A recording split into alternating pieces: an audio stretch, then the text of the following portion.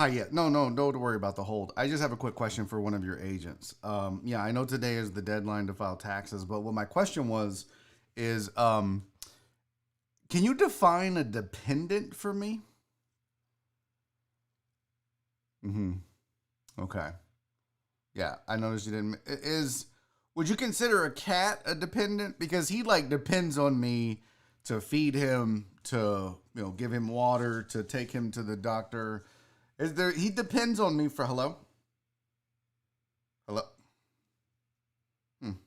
I guess that answers that. Hey, what's up? Welcome to Barry on Deck. I'm your host, Barry Laminack. Thank you for being here. It is Wednesday. It is July 15th. It is tax day, bitches. Time to file your taxes. If you put it off like me, this is it. As soon as this show is over, Daddy's hopping on TurboTax. Not an endorsement.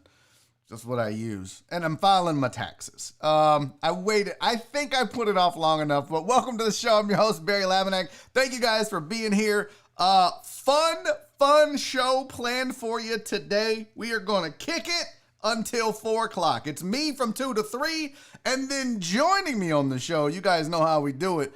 I have my guest extraordinaire, Raheel Ramzanali, is going to be joining me on the show. Fun show, like I said. Hour number 1, I got plenty of sports for you, including Kenny Stills, the NFL. We got some snitches getting stitches in the NBA. I got some headlines for you. We're going to talk specifically about a topic I tweeted about today in the entertainment section. And then I've got a film session for you, which is really hot. That's foreshadowing. And then in hour number 2 at 3 o'clock, Raheel Ramzanali is going to join me. You see him on the Raheel Show podcast. He is the original spicy boy himself. I'm looking forward to that because he's my Eskimo brother in unemployment. We got, as you guys, well, some of you may know. Some of you might just be here because you found the show and you don't know that I got fired or laid off from ESPN Radio here in Houston. And Raheel and I got laid off at the same time, and we both started shows. He had already had a podcast, and I was kind of already doing a lightning thing. But this is what we do now. So we're going to bring him back after my first show where he was my guest, and we're going to discuss it. And I'm going to give him shit. Because just like with John Wessling now, this will be twice that Raheel has done my show. And he's never had me do his show. I'm not bitter. I'm not angry. At least John Wessling made it right. Which also I had to reach out to John and tell him, hey, bro, if you ever need somebody. Okay. Let's get to the chat. I always like to say what's up to the chat first and foremost. I saw Chris Reyes was in first today. He was first. There's no prize, Chris. I'm sorry, but he was first. What's up to Cowboy fam? Speaking of real quick, before we go any further, I just want to say shout out to Cowboy fam. If you don't know Cowboy fam, he's an original OG deckhead. He was a usual suspect back when we had the radio show. Plus, he's a damn good chef, apparently. Now, I've never had his food, but I hear he's good. Good enough to be on MasterChef. And so I'm going to throw some support his way. He started a YouTube channel where he cooks. I think it's Tex-Mex, or no, it's Southern food or Texas food. I don't remember exact. He told me. And you guys know with my memory and all the shit. But go follow Cowboy fam. If you're a deckhead and you support what deckheads do, go follow him on YouTube at Cowboy_fam on YouTube and Instagram. He also does catering as well. But go give him a follow. Listen, I've always said this. It's so easy to subscribe to a channel. It's so easy to follow somebody on Twitter that you want to support or that you think is doing something good. It's free. Like, you literally don't have to pay anything to click subscribe or click follow and consume the content. You don't have to pay to watch Barry on Deck. A lot of you do, and I love you for it, but you don't have to. This show is free if you don't want to spend a dime, but this is how you can support the people that create stuff you want to consume. So just go give Cowboy fam a follow. It's super easy and free, and he's a deckhead, and he'll appreciate it. There's the info one more time. So keep grinding, Cowboy fam. You will get there, my friend. I have no doubt. What's up, Sandoval in H-Town? Chris Reyes is in the chat. Justin Swinford is here. He says, shit, spicy boy and boom boom. I like it. That sounds like a 1982 rap group. Spicy boy and boom boom. Boom spice. Nope. All right. That was inappropriate. Brandon Martinez still batting 1,000. Hasn't missed a show. Can you say that? I'm not talking to you, Brandon. I'm talking to everybody else in the chat and watching this. Can you say you've never missed a live show? Some of you have missed a show and watched it later, and Daddy appreciates it. I love you so much. You know that. But Brandon Martinez has made every single live show, and for that, I say thank you so much. What's up, Francisco Abarca? What's up, dude? Danny Ariano. What's up? Charles Garza. I see you, my man. Who else we got over there? Uriel Villanueva. We got a couple of Villanuevas. We got Alex and Uriel. I don't know if they're brothers or not. That would be interesting. Aaron Little is in the building. Dustin Stookie, bro. Haven't seen you in a minute. What's up? Robert Likes Beer is here. I appreciate you coming back, my friend. Who else we got? Clyde, you dirty bastard. You're not the real Clyde that everybody hates on the Discord server. Don't give me that shit. Cool Gaming hasn't been here in a minute. What's up, Playboy? How goes it? I see Justin Kelm is here. There's Alex Villanueva. Gabriel, what's up, dude? Or is it Gabriel? Gabriel. I got to get that right. Gabriel Aparicio. I fucked that all up. I'm sorry, Gabriel. Jaime Moore is here. Who else? Rico. Jen. Hi, Jen. Walt Walker's in the building. Hip Hop Hercules, who was participating in a really cool Twitter thing we did. Who else? Rico Supreme is here. I haven't seen Donna yet. There's Jeff Bell, my hero. Penguin Katie. Hey, before we go any further, happy birthday, Penguin Katie. She said it's her birthday and she gets Raheel and me on the same day and it's tax day. But I did have on my notes. I want to point it out. Thanks to Jen. Look at that. PK birthday. Thank you, Jen. I love you. You keep me in line. Terrence Guidry is here. What's up, dude? John Dory is here. But you guys wish Penguin Katie happy birthday. Please do that for me. Justin Bertrand. Who'd I miss? Brian Lamb. Hello, sweetie. There's my Donna. Hi, Donna. Justin A is here. TJ McLaughlin is here. Santos, underrated mess. The gang's all here. Virginia Buttonweed, I saw you. Luis Zelaya, one of my chat moderators is here, along with, oh, look, LFG Media is here. I dig it. Clarence, hey, what's up, guys? 713 Hooligan, what's up, Josh? Did I see Rach? Was Rach here yet? I didn't see Rach. Rach sent me a nice message. Several of you, hey, there's Rach. There's Rach. What's up, girl? All right. Now, yes, there you go. I love the happy birthdays to PK. Love it. Love it, love it, love it. Okay. Before we go any further, because I want to talk about tax day a little bit, but I know a lot of you have purchased tickets to my shows this weekend. It's not my show. It's really Alan Adams' show. I'm just on it. And I just want to say, Daddy's rusty, okay? Haven't done a lot of comedy. What's up, Dr. Dre at 290? Haven't done a lot of comedy, but I appreciate everybody that's bought a ticket and coming out. If we're rusty, forgive us, all right? It's going to be fun, though. And I didn't publicize it. I didn't do a lot of publicity for these shows at the Houston Improv this weekend on Friday and Saturday. Alan Adams is the headliner. Myself, John Westling, friend of the show. Des White. Who else? One more, I forget. Kristen Lindner.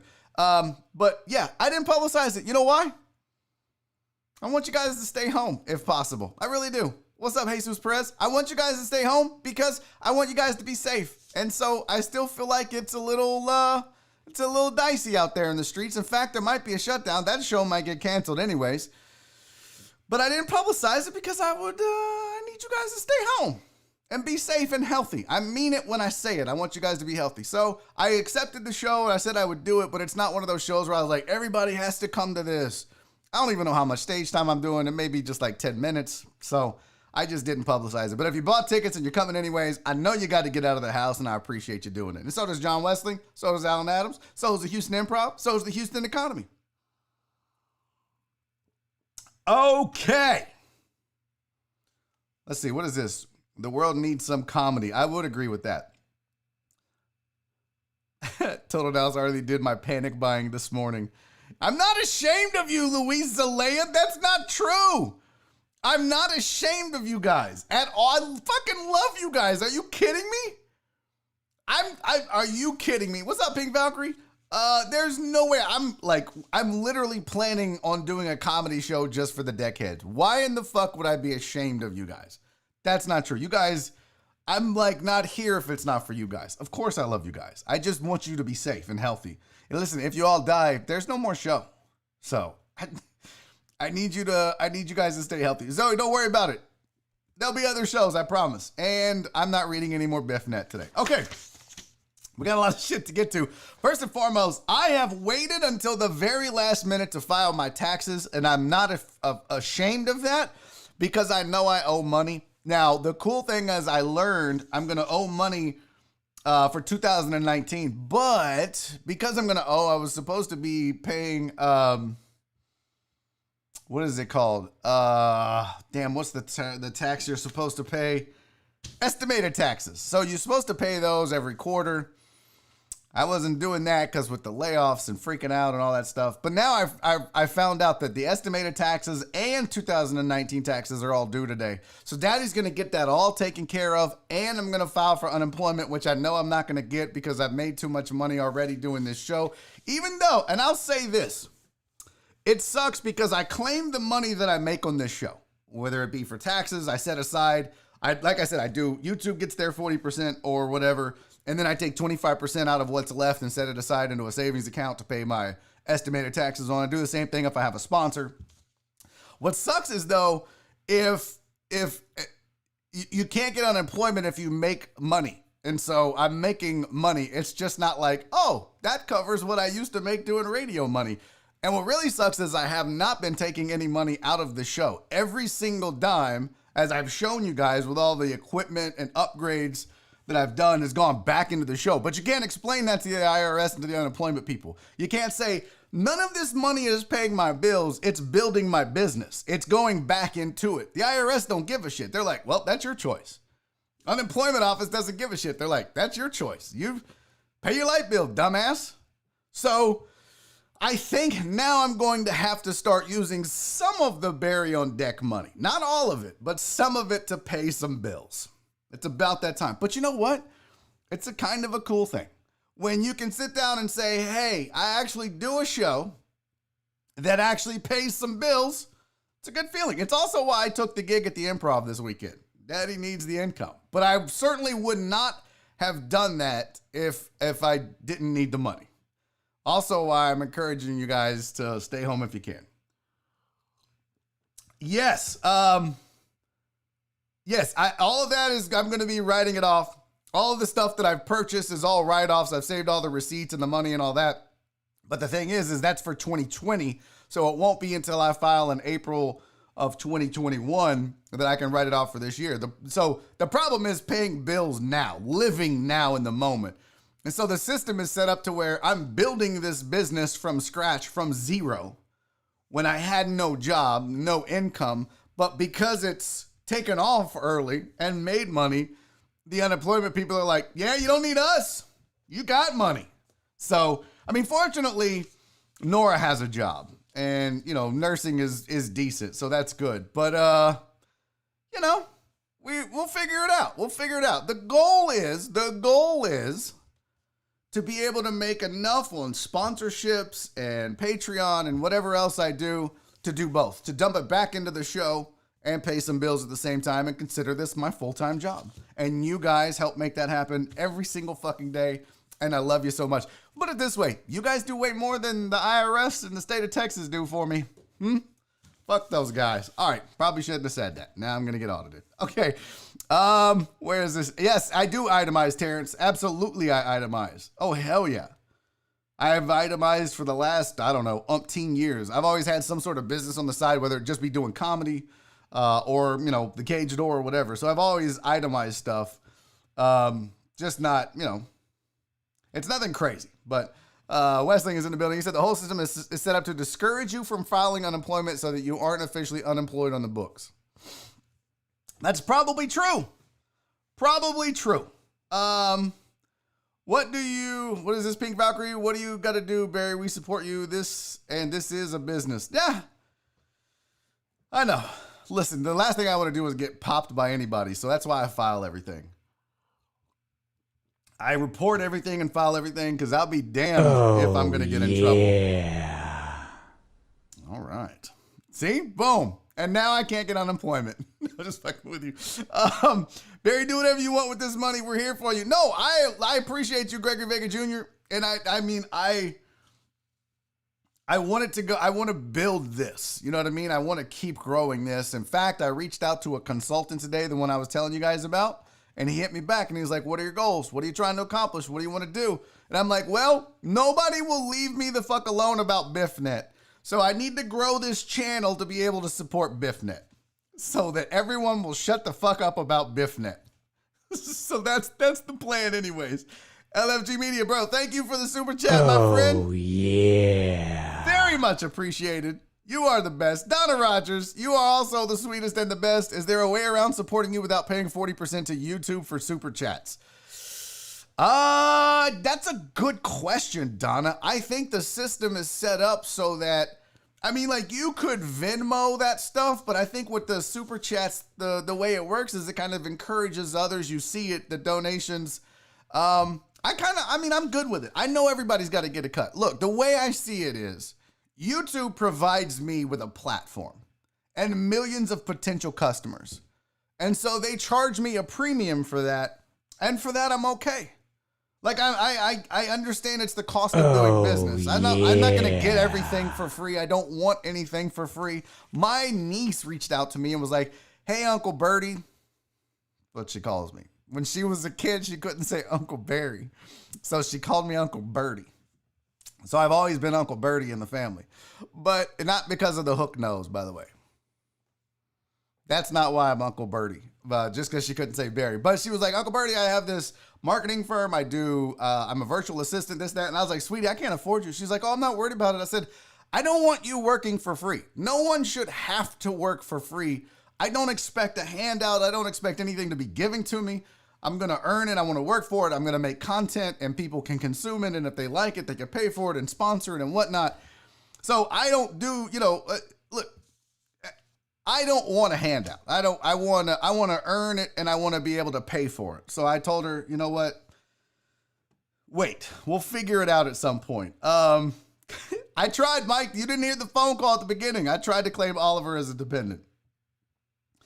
I don't understand this. Can't grow with no power. I don't know what that means. Okay, every BiffNet can go to hell. I'm not reading that. Yeah, PayPal or Venmo, Manny. That's one way for sure. I do have a PayPal and a Venmo. I just don't publish it. I don't know. I just feel like the super chats are there. It's easy. I don't know. Maybe I'm leaving money on the table. Maybe I'm being a fucking idiot and shouldn't do that. Patrick Randall, what's up, homie? Oh, Thank you for the super chat, my friend. You are the man. He said, those of us who won't quit will always find a way to keep the fire burning. I love to hear that. And you guys don't know this, but Patrick Randall, and I owe him some time, but he is a hustling son of a bitch. Okay? That dude is you guys wait, because he's got something in the works that's going to blow your mind, especially if you're a fisherman. And I cannot wait for him to make it public. That's the Stookie homie. God bless you, man. Thank you very much for the super chat. I don't know what my Venmo is. I have to look it up. I really don't know. I honest to God don't know. I don't even know what my PayPal is offhand. Yeah. Like, I have Venmo on my phone, but I don't know what I'm supposed to give you anyways. I wouldn't even know what it is. It's at Barry-Laminack is the Venmo. I don't know what that is. I don't even know how that works. If I'm supposed to, I don't know.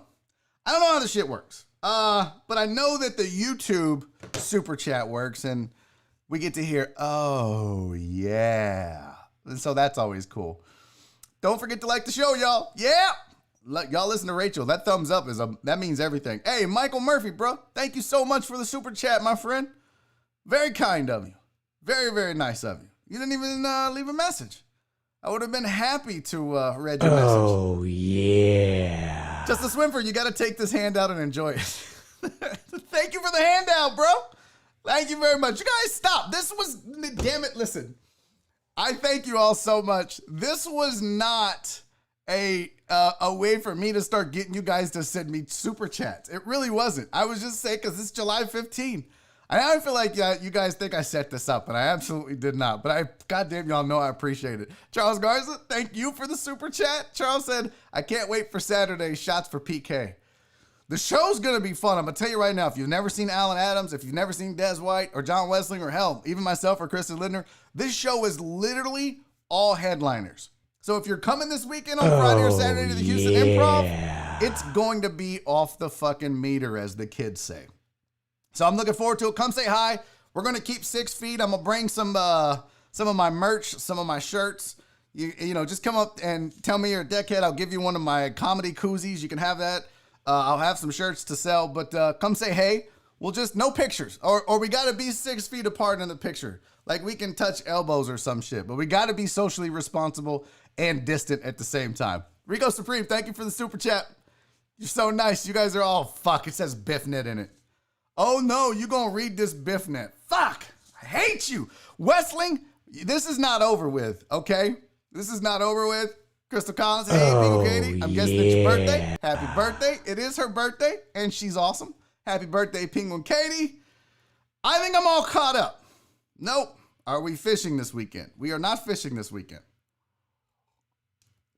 I got to do my shot.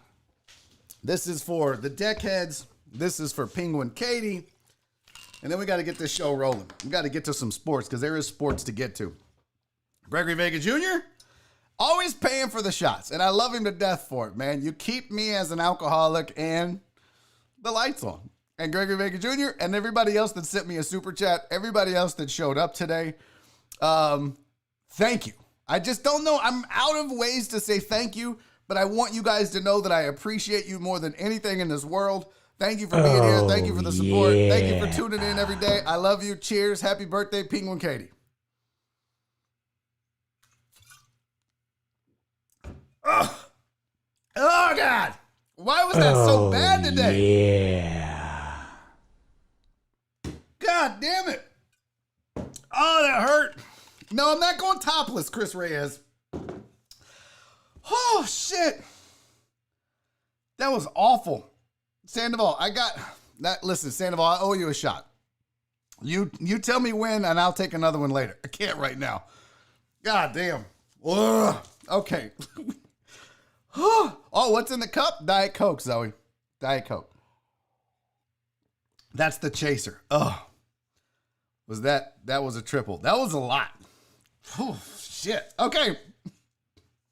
Let's get to some sports news. I don't know if you heard this. You probably did. You have the internet. Y'all, Kenny Stills got arrested in Kentucky. He's facing felony charges after being arrested protesting in Louisville, Kentucky. According to the Louisville Courier-Journal, they were all out protesting and demanding justice for Breonna Taylor, who was killed on March 13th when police officers executed a no-knock warrant at her apartment and shot her at least 8 times. By now, you've heard the story. Oh, yeah. Very inappropriate to have that happen at that time. By now, you've heard the story. By now, you know what it is and what the justice that everyone is looking for. And Kenny Stills was there. And let me tell you something. What I love about this story and what I love about Kenny Stills being there, being arrested, and facing felony charges is he puts his money where his mouth is.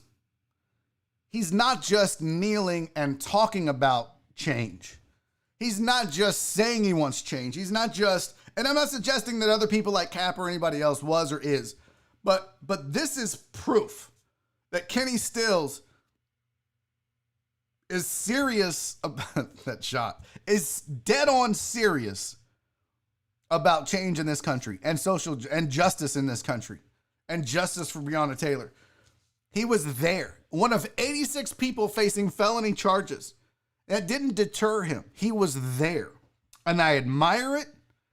And I think that you should expect people that are going to come out and publicly tell you they do one thing to actually do those things. If you want the attention, like I said, if you're going to talk the talk, you should be able to walk the walk. And he 1,000% walked the walk.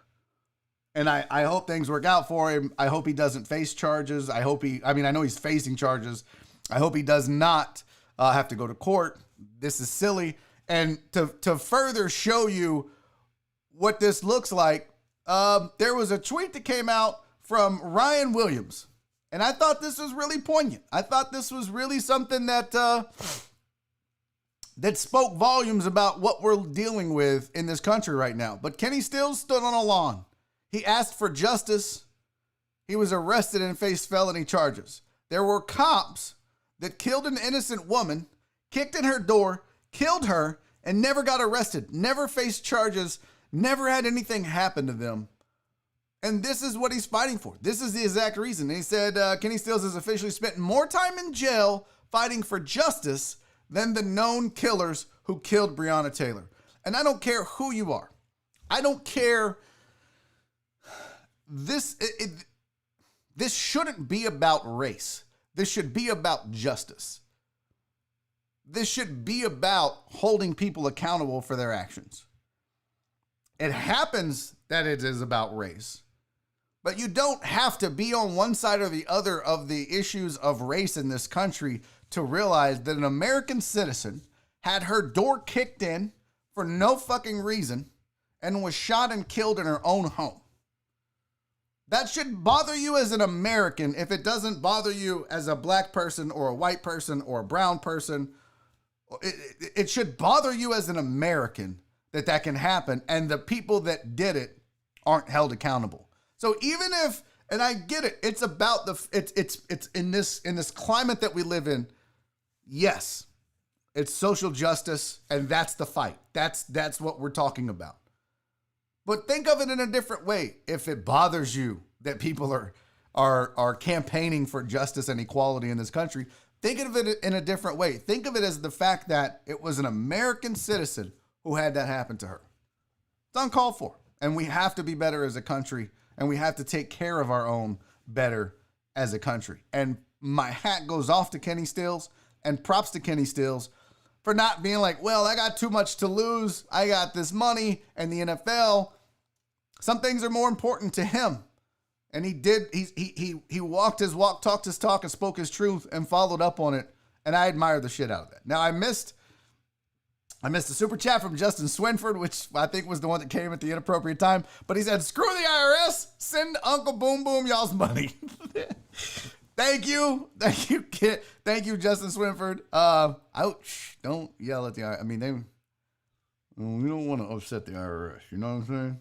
Somebody, yeah, that shot. Somebody called 911. I'm dead. Oh God, ugh, that shit was disgusting. Why is Manny telling me to check my Venmo? What is this? Oh, I have Venmos. Oh shit! How does this? I can't even. How do you view the? Oh shit! Manny, thank you, buddy. Manny, yo, I can't even show it. Manny sent a $10 Venmo. Thank you, buddy. That was very nice. I should be sending you money for teaching me how to play Warzone, bro. What are you doing? God damn it, Dustin. Y'all, Dustin sent me $25 on Venmo supporting the show. Great job. Push forward. Man, you guys are unbelievable. I swear to God. It's unbelievable. I'm just like, I don't know. I'm out of ways to say thank you. I really am. I don't know what the hell else to do. It's embarrassing for me how fucking awesome y'all are. Okay. Again, thank you both very much. Thank you for all the deckheads. Hey, yeah, you like Sergio? I should have wore this shirt July 13th, but you know, I don't think ahead. I'm a fucking idiot. What can I say? Okay. Let's talk a little bit about some headlines in sports. I don't know if you heard. Obviously, we know Russ got the Rona. He's out for a little while. He couldn't miss the start of the season. James Harden finally entered the bubble. 5 days after his teammates got to Orlando, Harden has arrived. No word as to why he didn't show up. In case you're wondering, Luka Mbamute also has not been to the bubble yet. No word on why he hasn't been there either. But one of your superstars is there. The other one probably would have been there had he not caught the Rona. But I think the question really is, I want to know why. I really do. I'm being a little petty.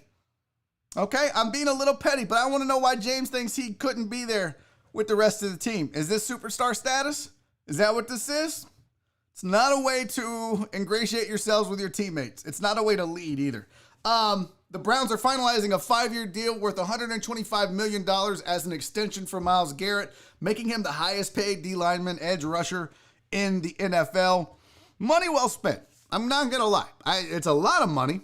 I mean, you can argue with me if it's worth it, but in today's game, we talk about this all the time with quarterbacks, and it's very similar with edge rushers. If you've got a guy that can be disruptive in the pass game, and Myles Garrett, if you look at statistically when he's on the field, what passer ratings are, completion percentages, pocket time spent, all of those numbers decrease significantly when Myles Garrett is on the field for the Cleveland Browns. He makes that entire defense better. He makes that secondary better. He makes the linebacking core better. He makes the other edge rushers better. He makes everybody better, which means it's worth it. When you get a guy of that caliber that can do what he does on every down, and he's young, and he's going now. I say you do it. I think that they did the right thing. I wouldn't worry about overpaying for a guy like Myles Garrett. Myles Garrett's not going to be, I hate to say this. This is going to upset some folks, but Myles Garrett's not Jadeveon Clowney, and in a good way. Clowney was tons of potential. Myles Garrett went out there and proved it, and he proved it every time. And I watched Myles Garrett play college ball at A&M. Never took a down off. Always played hard. Oh, I think that's money well spent by the Browns. So, the other headline that I had on here, we did confirm it yesterday. It broke while we were on air. Several of you told me about it, but yes, Yasiel Puig is now an Atlanta Brave. They had depth issues in the outfield. That's a good pickup. I mean, I don't think Puig is ever going to be 2017 Yasiel Puig, but it's a good move for the Braves. That's a good young baseball team. They got a guy that's got some pop that can do some things. Bit of a nutcase. Don't know if you want him rubbing off like that on the other younger guys, but he's not the leader on that team. Acuna is going to be a leader on that team. Freddie Freeman's a leader on that team. So that Braves team, man, circle them. If they get good pitching, look out. Look the hell out. All right. Oh, yeah. And Derrick Henry got paid. Good. I didn't see that. 4-year deal. Good deal. I need to look that up. What is it? ESPN. Nope. Franchise tag. I don't see it. Do we know what he got? Source: Henry Titans pursuing deal by deadline. A deal is on the way to being done, according to Adam Schefter. It doesn't give numbers. Yeah, I don't see numbers. But again, if you're the Titans and you got a guy like Derrick Henry, good for them. Charles Garza said, Venmo's asking for the last 4 digits of the number. I think you could just use Barry-Laminack. I don't know how that works. Okay, you guys, y'all are so damn nice. God bless you. What's going on here? Oh! See, Raheel did this back in June. He sent me some money, which was awful nice. He said, this is instead of Super Chats. You keep all the money. Christina, thank you, Pink Valkyrie. You are the sweetest. She sent me a little microphone thing. It says, she just sent a little microphone for $20. Babe, you are the best. Thank you so much. You are too kind. All of you are. Rachel with the Super Chat. Hey, Rach, I got your message. I want you to know I totally understand. I totally get it. Besides, you're awesome and you know you are, Rach. Don't worry about it. She said, for the kids in the car asking, make it say, oh yeah, again. And for Deckhead support, of course. That's outstanding. Tell the kids I said behave. Don't be bad. Stay in school. Don't do drugs. Don't be weird. Be nice to people. Don't be weird is real important, kids. If I had one lesson for your kids, Rachel, besides we talked about wearing goggles during certain activities, and I won't mention it because now I know you have kids in the car. But if I had one thing to say to all kids and people everywhere, it's don't be a weirdo. Just be cool. Don't be weird. Don't make it weird. Don't be weird. Just be cool. That's it. That's my sage advice. That's my life advice for anyone. Don't be a weirdo. If you're just not a weirdo, you're good. You're okay. What? Hey, D, what's up, D Mata? Alex Villanueva Bear, a lot of businesses don't report cash payments. Don't be sorry. Oh, that's true. Well, I listen, I have a healthy fear of prison. So I choose not to do stuff like that. If I have money I owe the IRS, I report it and pay it no matter what. So Yeah, just so you know. Terrence Gitters had just shared a request for my cousin to view as... Oh, dope, dude. Thank you. That's big, man. The more you guys can get other people to get here and watch, the better. It's awesome. I do, Virginia Buttonweed. I promise you I do. No, Chris Jones, being weird in bed is not good. Don't be a weirdo in bed either. That's not good. Rach said they're not behaving. This is the longest curbside pickup ever. Yeah, wear your goggles. Don't be weird. They do seem like cool kids, Rach. They got a cool mom. What can you say? Dude, thank you, Manny. Much appreciated. Okay. I have more sports for you. What are we at? It's 2:35. We're good. Okay. I got to make sure I don't run out of time. But we got snitches in the NBA, y'all. I know that's a big surprise to you. We have snitches in the NBA. Apparently, there is a tip line that the NBA set up for people that leave the bubble, for players and anyone associated with the NBA. Shams Charania is reporting that multiple tips have been placed into the NBA's anonymous hotline to report protocol violations on campus. That's according to the Athletic, NBA, and that stadium. Some players have received warnings from the violations, sources said, as the league ensures social distancing and mask protocols on campus. You gotta love it. The NBA basically set up a 1-800-SNITCHES, and people are using it. People are like, hey, man, this dude went. Remember we talked about the center from Sacramento, Holmes, Rashawn Holmes? He's out getting takeout from a delivery driver outside the bubble. Bitch, you're going to get us all sick. Hello, Adam Silver. This dude went out and got him some takeout.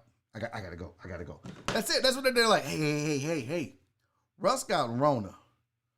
Can we not? Okay. Yeah, I guarantee. And the funny thing is there were already so many memes of the Lakers on calls snitching on people. I feel like if there was one team that would be the snitchingest team in the NBA, who would your guess be? Who do you think, if one team was going to snitch on all the other teams and report them, who do you think it would be? I want your answers in the chat. Because I know who I think it would be. Virginia Buttonweed, Jazz. That's a good ass. Although Rudy Gobert started COVID in the NBA. So we got two Jazz, the Mavs, the Celtics.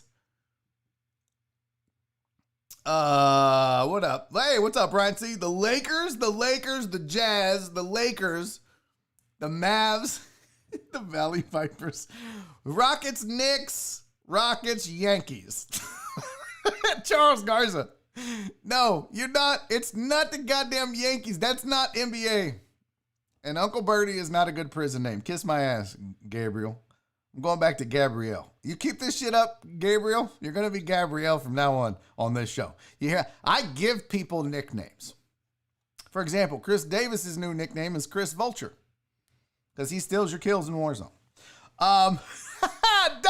Oh, fuck! I wish I could send Donna money for chat of the fucking day. She said if anyone in the NBA is going to snitch, it's going to be Mike Fires. Oh, my God, that's beautiful. Holy shit, Donna, that's the best. Donna for the fucking win. Listen. I know a lot of you said Lakers, Yankees. I'm going to say Rockets. I hate to say it. I'm with you, Keith, and everyone else that said the Rockets. The Jazz are a good call. The Lakers, good call. But I really feel like, you know, from all the days that I worked with Joel Blank and Nick Sharara at ESPN 97.5 Houston on The Usual Suspects, rest in peace, I'm not even Catholic, I still feel like I can do that. For all the years that I worked with Joel Blank, former Rocket director of broadcasting, I've not known anyone with more insight into that team. And we've teased Joel about being a Rocket hater. But off air, that was kind of a bit, but off air we would talk candidly about him. And I will say this, what I've learned from Joel And what I've learned from other people that I know inside the organization, so it's not just a Joe Blank thing, but I know several people in the organization. And what I've learned is that it's a very sensitive organization. It's also an organization that will turn in everybody else. We have video of this. We have seen that. These refs don't like us. It's kind of a crybaby organization. So if anyone's going to be snitching on that hotline, I think of all the teams in the NBA, it'd be your Houston Rockets be snitching the most. I mean, you think about how much they cry over fouls and they whine on the court. That's on the court where everybody's watching. They bitch and moan and complain where everybody can see. Plus Daryl in the background sending them video every time James gets fouled. Rockets are snitches. In fact, they should just change the name to the Houston Snitches. No, that's not appropriate. All right, one more sports item, and then we got to keep it moving. So the NFL Players Association has,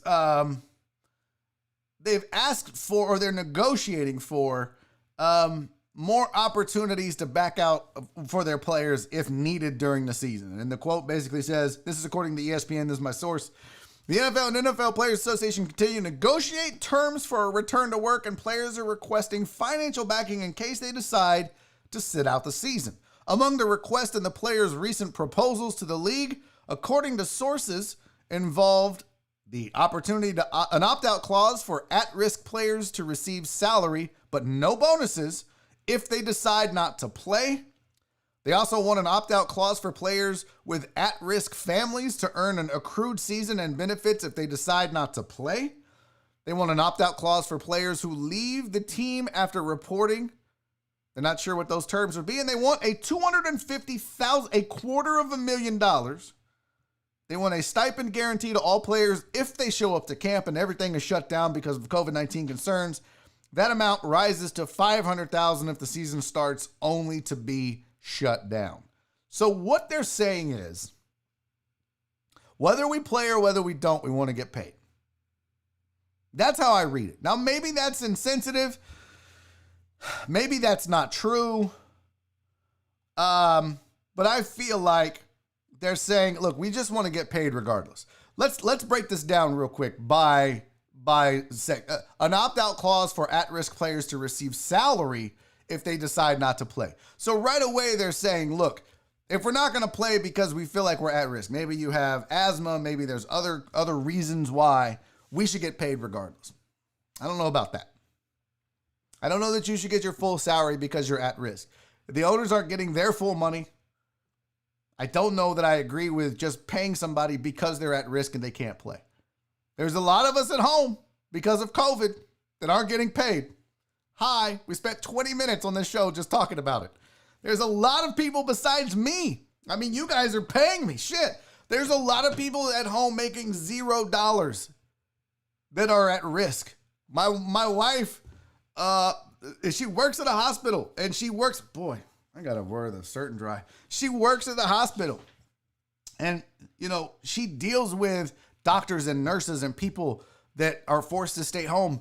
And in this business, in medicine in general, some of them aren't getting paid, especially if they get exposure outside of the hospital. So there are certain scenarios where people are not getting paid to work because of COVID. And I don't think you've got millionaires that should be like, well, we're at risk, so pay us anyways. But what about the owners? I just don't agree with that. An opt-out clause for players with at-risk families.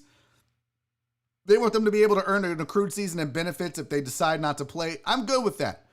I do think that you can give those players their benefits and you can give them an accrued season even though they choose not to play because their family is at risk. I have no problem with that. And I think you should do the same thing for players that are at risk. But just to pay somebody just because they're at risk, I don't think that's...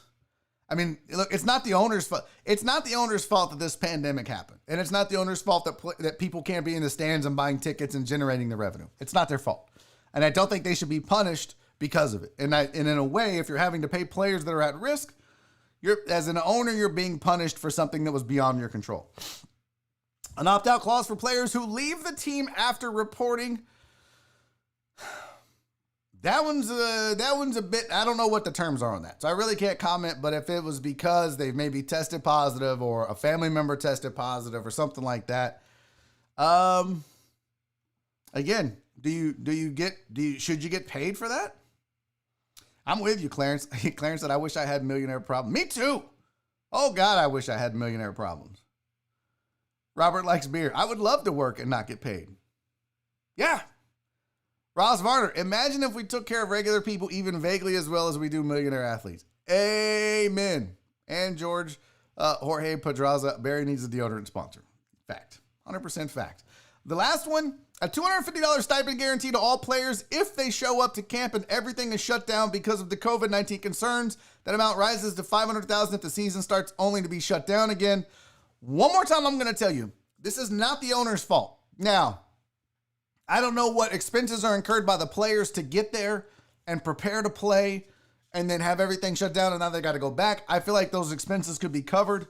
$250,000, $250,000. That's a lot of money when you start talking about a 53-man NFL roster for every team. That's a lot of money to have to pay because they went and there's no season. And again, why are the owners being punished? It's they're expecting the owners to foot the bill. How about you get your union to give you your dues back? I bet they didn't ask for that. I bet nobody said, hey, how about the union subsidize their union members? They've got this coffer of money.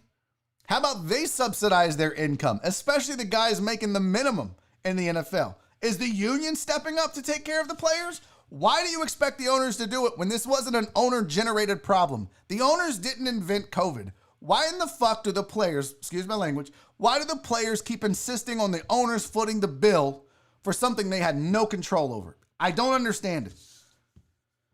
Makes no sense to me. And I don't know why I get so angry about it. And I'm just going to drink this Diet Coke. Who did I owe a shot to? Did I owe a shot to Sandoval? I think I owed Sandoval a shot. Let's do the shot, Sandoval. I'm almost done with this Jameson. I'm going to need more. I really have slowed down, though, because I went from here to here in like a week. Daddy has done better. I've been mixing it up. But this is for Sandoval and everybody else. Thank you for the Venmos. Thank you for the Super Chats. Thank you for being here. Thank you for the thumbs up. And this is also to the 1 thumbs down every day.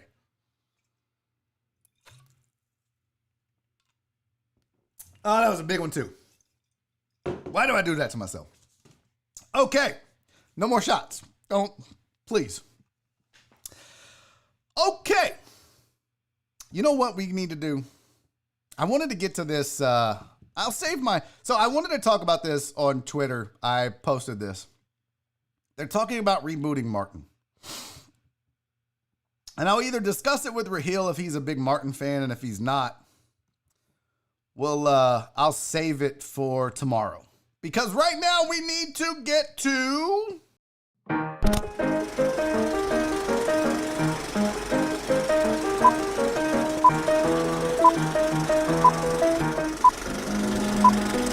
And now it's time for a film session. Boop.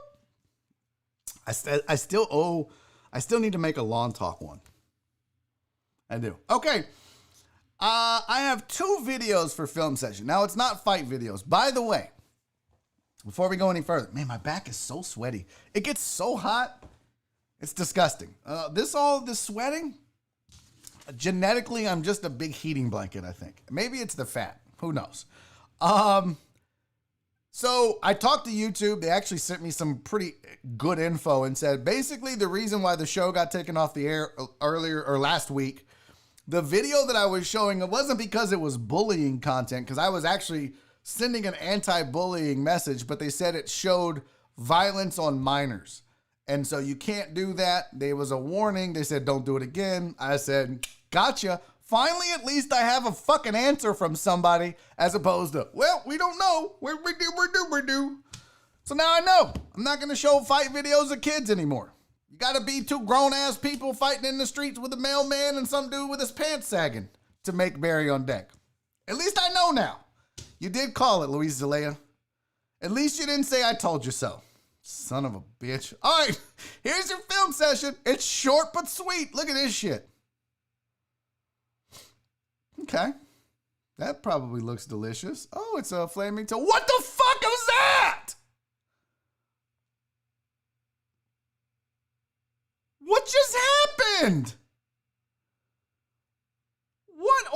earth? Why would you? Okay. I feel like looking at her face, she knows what's about to happen. Okay? She knows that this guy is gonna shove this flaming ass taco into her face. I don't understand this. Okay, now she's obviously, look, she's got her eyes closed, I think. See, she definitely had her eyes closed. Or was she watching him make the taco? Because it looks like now she looks up, she's like, Lord Jesus, help me. Now, I thought what he was gonna do was he was cooking the meat, and then I thought he was gonna blow on it. And then no, he shoves this flaming fucking taco, and look, he goes flame first. Or did he fold it at the last second? I can't tell, but holy shit, he's gonna burn off her mustache. He's going to absolutely burn off her mustache. And look at Jimmy John said, it's an Indian thing, mainly North India. Jimmy John, I'm gonna need an explanation for this tomfoolery. I don't know what the fuck is going on here, but that's fucking weird. No, listen, Penguin Katie, it's not like a flaming Dr. Pepper shot because you don't eat the flame in a flaming Dr. Pepper. You drop it in, it goes out, you drink it, problem solved. There's other liquids involved with the fire. There's no liquids involved. This is tacos. I'm guessing if it's North India, it's probably not tacos. I don't know what it would be, but it looks like a taco and a flame. Nope. No, thank you. And not only that, can we talk about why this dude's not wearing fucking gloves? That's disgusting. Okay, you're just out here manhandling everybody's tacos with no gloves on. Then you're going to not only shove the taco in her face, the flaming taco, you fish hook this chick.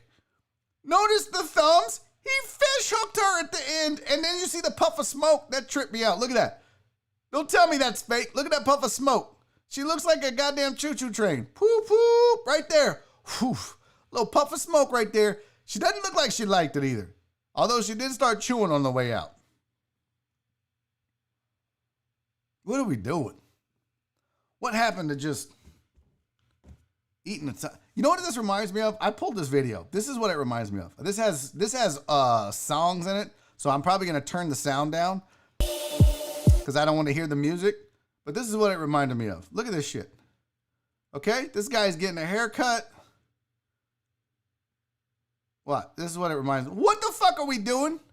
What is this? Why are we setting people's hair on fire? I've never understood. Look at this. What does this do? Why are we? I don't understand that at all. I don't want anyone. Look, what? What? No! This has to be, if J-Ro at Current Cuts ever tried to light my fucking head on fire, he would be fired, no pun intended, as my barber. That is not Raheel, by the way, Chris Jones. None of those were Raheel. I'm going to ask him, has he ever had a flaming haircut? It's a good question. I don't understand the burnt hair thing. What? Yeah, and it stinks. By the way, good call, Johnny. It fucking stinks. Faster than blow drying. What? No, that's not common, Cowboy fam. I don't give a shit what you want to tell me. I'm 46 years old. I've been getting haircuts my entire life. Guess what's never been in the mix? A flame. Never at any point has my barber gone, hey, do you want a shampoo, cut, and blow dry? Or do you just want a cut? Or do you want the shampoo, cut, blow dry, and burn your fucking hair off? Never has that come up in the conversation when I'm at the register deciding what kind of cut I want. No one goes to Supercuts and looks at the menu and goes, cut, shampoo, cut, blow dry, shampoo, cut, blow dry, set your fucking head on fire. No one does that. It's absolutely the weirdest shit I've ever seen. I don't want you to burn my hair, and I don't want you to burn my tacos and shove them in my face. I don't know why are we doing this? Why is this up for discussion? Total Dallas. Yo, fam, can I get that fade and flame? See? No. Brian Deere said Sports Clip would charge you like an extra $20 for the flame, and they would be like, "Oh, it's $20 for the flame, it's $5 for the lighter fluid, it's $2 for the flint." They'll get you. What else? What did Donna say? Everybody's laughing at what Donna said too. Donna's on a roll in the chat today, man. She is killing it. What did Dr. Dre say? Is that Crystal Collins? Okay, this is not Crystal Collins. That wasn't appropriate, Dr. Dre. You leave her alone. You guys are mean. All right, we got to get to break. I got to get my dude up next. Joining me on the show right after this 5-minute break, you know him, you love him, the man, the myth, the legend, Raheel Ramzanali, a.k.a. Spicy Boy, is going to be here for an hour. We're going to shoot the shit. We have no plan. We haven't done any prep work. We haven't talked about anything. I literally messaged him at 2 a.m. and said, "Hey, my guest canceled. Are you free?" And he goes, "Yeah, let's do it." And that's as far as we got. So that's about par for the course, though, with my guest. So we're going to take a quick break. We're going to be back in 5 minutes. Wow, my computer is actually a minute behind my phone. That's strange. That's never happened. I'm never late on this show. All right, 5-minute break. Now, your break video for today, I found on Twitter's. It's a man saving a goat. You just got to watch it. We're back in 5 minutes. Don't you go anywhere unless it's to get a friend to come watch the rest of the show with you. But we're back in 5 minutes. This is Barry on Deck. I'm Barry Laminack. We'll see you in a second.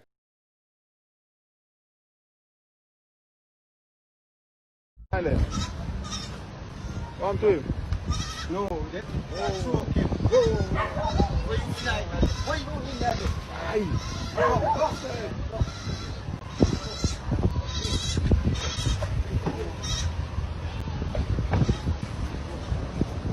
Here.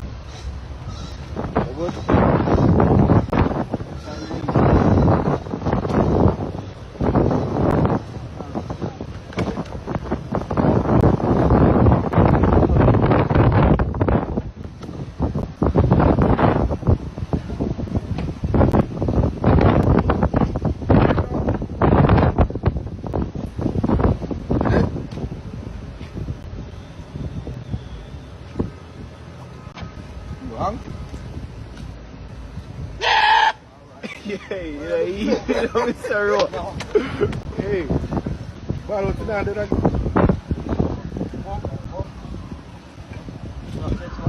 Want some more mouth to mouth?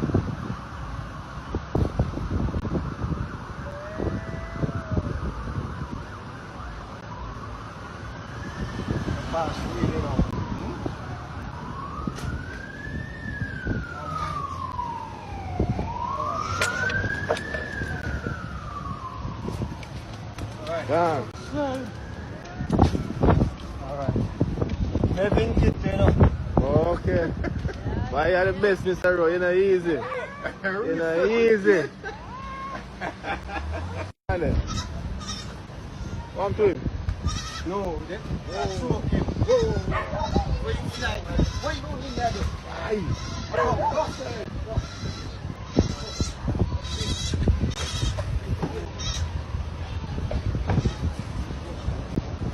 Here.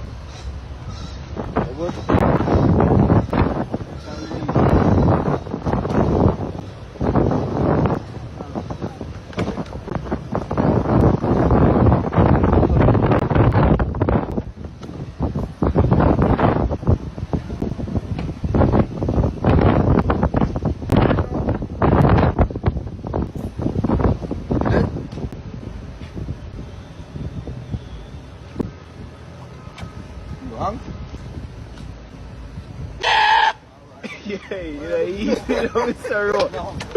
Hey, ball out to that.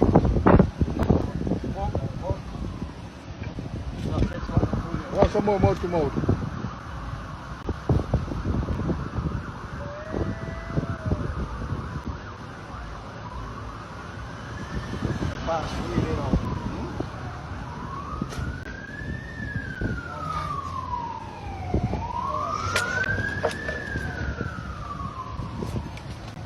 Yeah.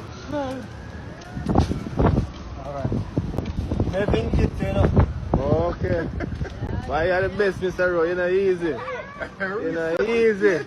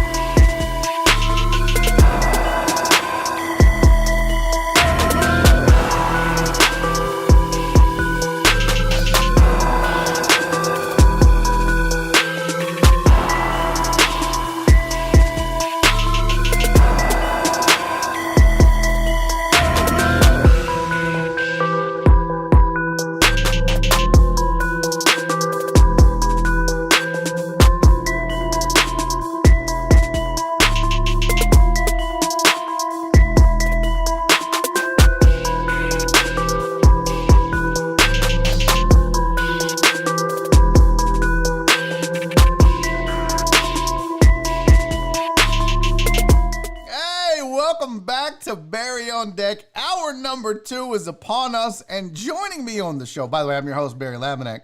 Duh. Thank you for sticking around through the break. Joining me on the show now, the spicy boy himself, my Eskimo brother in firing, Raheel Ramzanali. Raheel, what's up, homie?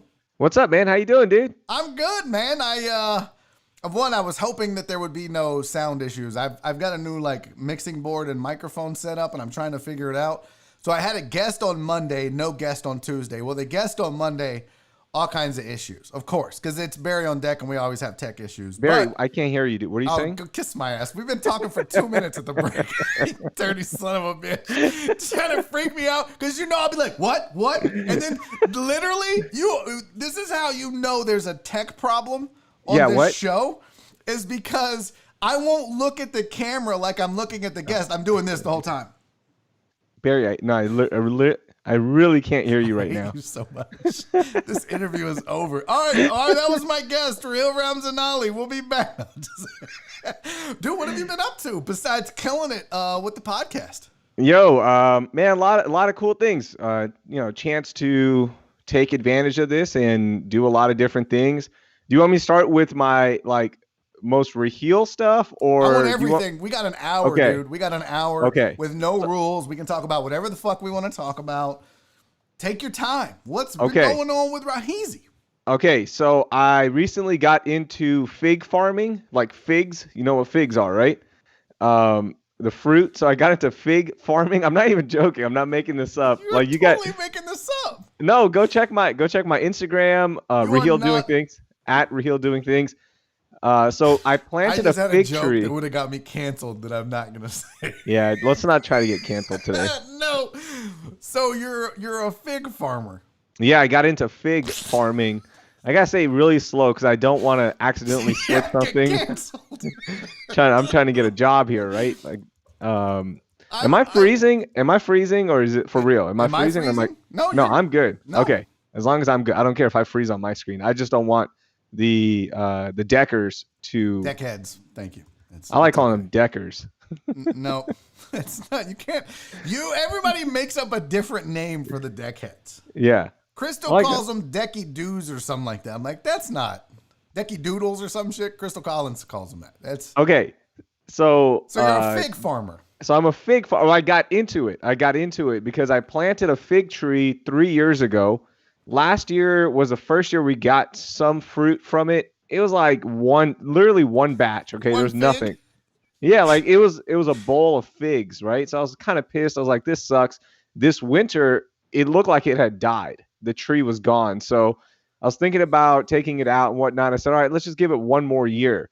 And this year, this one tree has doubled in size, and I'm literally getting a bowl of figs every single day. So I've been making fig jam. My wife and I have made fig jam with it. Yeah. If anybody wants some, hit me up. I'll send you some. Can we put a pin in this? Mm-hmm. What does a fig? I've never had a fig in my life. Okay, I don't even know what a fig tastes like. It's depending on where. So our soil in Richmond, Rosenberg is conducive to really sweet figs. Okay, and you have to take full advantage of that. This sounds like the most made up bullshit. No, I swear, if anybody, I can't see the chat comments, but you guys, if you guys follow me on Instagram, I'm gonna read you the chat comments. Don't peek too soon. Pace yourselves. With Nuno, somebody Jorge Pedraza was like, he's on ABC with Nuno. We're gonna get to that. Yeah. Raheel Que Pasa, my buddy. Yes, he is. Just once. Raheel camera is freezing. That's racist. Where's it? Where'd it go? There was somebody talking. Yum, figs are awesome. That's from Penguin Katie. Dude, figs are delicious. It's the sweetest little fruit that you'll eat, depending on where you get them. So I've also hit up other fig farmers. I'm not joking, all right? There's a network of us. Stop laughing at my life's work. Do I come on your show and laugh at Barry on Deck? Yeah, you're on my show, but... No, but do I come and laugh at your life's work? Yeah, you called them... What'd you call them? Deckers. Deckers. Yeah. My upper deckers. There's a fig network? Yes. Because I want to know. Okay, I want to know what's happening. This is the stupidest shit I've ever heard. I want to know what other figs taste like across the city. No, you don't. Yes, I do. Do you want me to go? Okay, I will literally put down my stuff and go show you 2 different figs that I have right now. Okay, hold on. I want to see this stuff. All right, hold on. Hold tight. Figs. Hold on. I got a whole setup. I got to move. Shit. Hold on. There is no way. Go ahead. There is no way that I'm going to believe for 1 second that Raheel is a fig farmer. I'm just not buying it. I know Raheel does a lot of stuff. He is a multi-talented man. Do I think he has a fig tree? Maybe. But do I think he's tapping into the fig farmer network? I don't know why that's so funny to me, but it's like there's a bunch of fig farmers. They're like, you know what we need? We need a goddamn network, okay? We've got all these fig farmers isolated. They're all out here on their own, farming figs. And what we need to do is come together as fig farmers and create this fig farmer network. That sounds like the dumbest shit I've ever heard. Oh my God. So Raheel, I'm gonna put his headphones. I was lamenting the fact that I could see a bunch of individual fig farmers going, you know what we need? We need a fig farmer network. We need to get together because united we can make the fig. Did you keep in touch with other radio personalities when we were on ESPN? No, not really. You didn't? You didn't? Okay, see, I did. I want to learn from other people. Like, hey, what are you going through? What are some of your best practices? So I kept in touch with a lot of them because there's a network. You're supposed to use your network, Barry. So I reached out. All right, so here. You think I'm lying here, but I'm not. I see my fig tree. Like, I have to protect it because we have the sweetest figs. I'm not even joking, dude. I got something in my eye. I'm not crying. I just have something in my eye. Okay, go ahead. So I'm watching the birds right now. I had to put up a whole string system to keep the birds away. I had to put a picture. Can we get a picture? Can you move the camera? Can we see this? You won't. No, you won't be able to see it. You won't be able to see it because it's at a weird angle. But here, I'll show you. So here. Oh. I've never seen a fig. Okay, so this is a fig. I don't know if you can. I know a nut when I see one. No. Here, okay. Look how soft it is. That's you a see how nut, plump dude. No. Oh wow, that is soft. It is soft. It's actually cake inside. That looks like a hazelnut. It's cake. You want me to cut it? There's a Fig Newton inside. Oh look, his video froze. It looks like a hazelnut. Okay, can you see me now? I'm sorry. My Wi-Fi is probably killing you. I'm sorry. It is a little tough. My wife is working. She's still working. Oh, She really? works from home, so yeah. She's probably like, "Hey, can you not do this show right now while I'm trying to do really important healthcare stuff?" I'm out here trying to spread the fig farming message, babe. Okay. So here's how you. If you ever come across a fig, here's how you eat it. If I ever come across a fig, that's the weirdest fetish ever. So this is a sweet Richmond fig. That's what I call it. Okay. I'm telling you, bro. Okay. I got the sweetest fig. I'm pulling up an image of a fig so I can compare it. You hold it. So you hold it. I'll compare it. I have some other figs from another farmer. Okay. So you hold it from this little point, all right, the root or the stem where it used to be, and you just bite it. And then you leave a little bit of that and throw that away. Some people eat it. I don't like eating this like end part. Okay.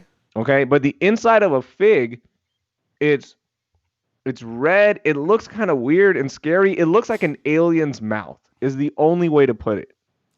Okay. Yeah. You want me to show you? I don't want to open my mouth and show you. No, I don't want. No, I definitely don't want to see your half-eaten fig. I'm pulling up an image on the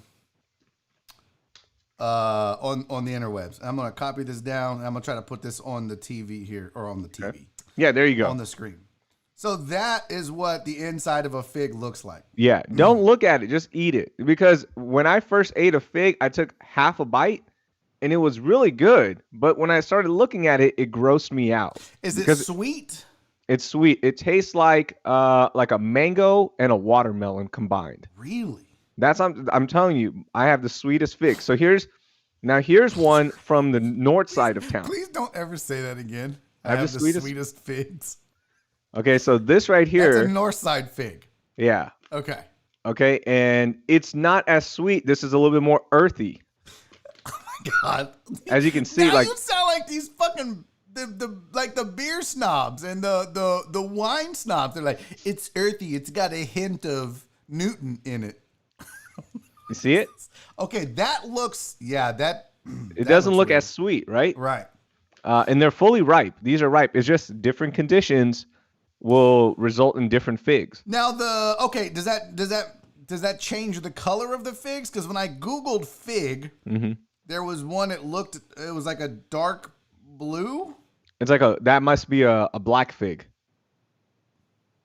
Because there's a black fig. There's a sweet fig.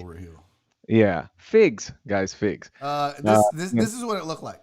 Yeah, that's a black fig. Okay. Now, do those taste like the what'd you call them? The Richmond. Sweet Richmond fig. Do they taste the same? Even though I don't know. I've never messed with the black fig because I haven't come across one. I don't think those grow in the southern parts. I'm serious. I don't think they do. I think that's more around the DC area in that. Really? Yeah, the founding father states around there. And then here's my fig jelly that I made. Oh, you got fig jelly. Dude, you're serious about this. I'm serious, bro.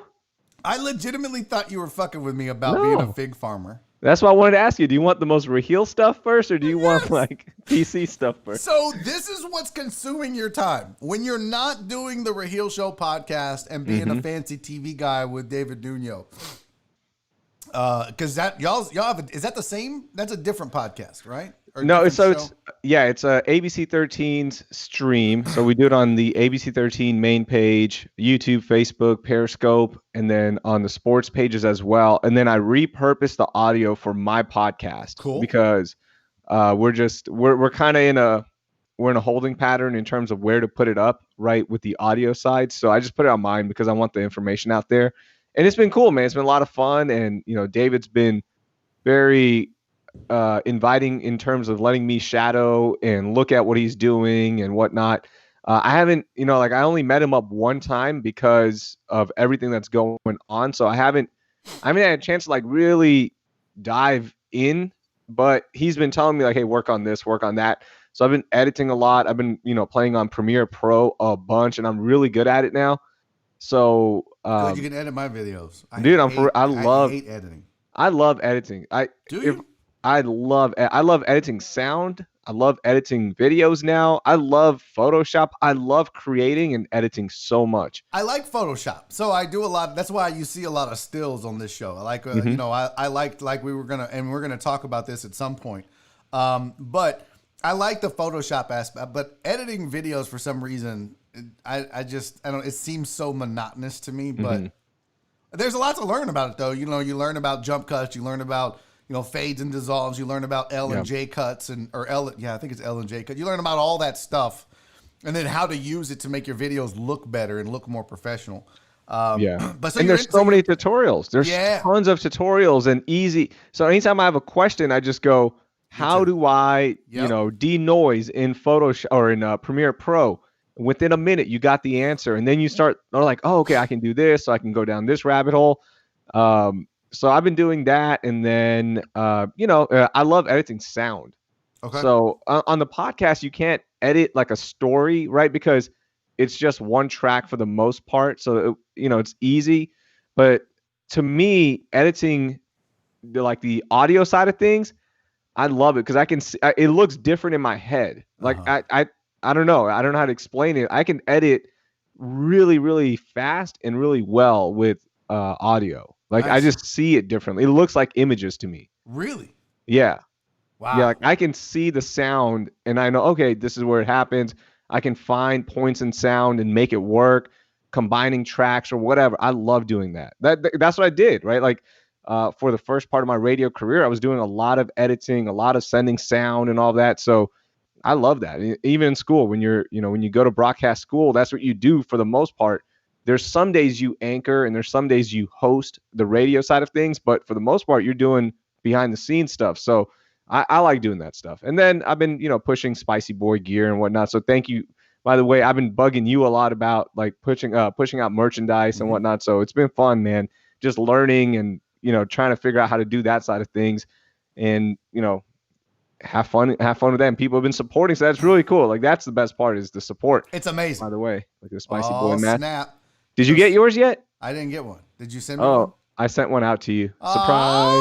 What? No, but I don't check the mail but like every 2 weeks. So I need to go ahead and check it today. It should be there because and if I'll wear it on the whole show tomorrow. No, I won't do that because that'll be weird. Don't do that. But I will certainly check it and I will wear it for sure. So thank you for sending me one. So just figs. That's the only because like for me, my hobby besides doing this show, because I look at this as a job. I try to get up at 8 o'clock and work until 5 and it ends up being a lot longer than that usually, as you know. But I took up Warzone, so I've been playing, but I play with the deckheads, which is really cool. So I get to socialize. We've all become friends. It's almost like I have 2,500 friends almost because we, 70 something on the Discord server, and that's where we hook up for Warzone games and stuff. So are you doing anything else, or is it just the show and then the Raheel Show podcast, whatever you're doing with Nuno, and then fig farming, or is that consuming all your time? And then I have this project I'm working on. It's called My Daughter. It's this really cool little thing I'm working on right now. Nice. I got that. Yeah, I got that whole thing too. That's a thing. Yeah. So we've been working on this little quiet project. Well, that's good. So you're like a Mr. Mom, right? Yeah, I am, because my wife is working full time.